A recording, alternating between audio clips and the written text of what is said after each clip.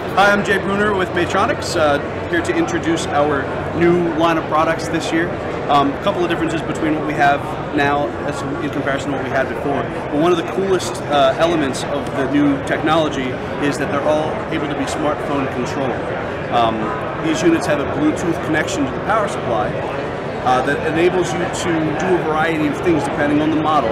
The coolest thing I think for most consumers is going to be the navigation.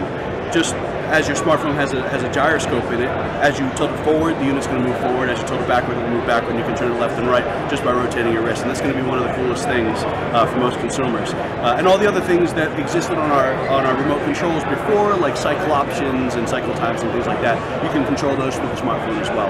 So that's a really cool thing for the consumer.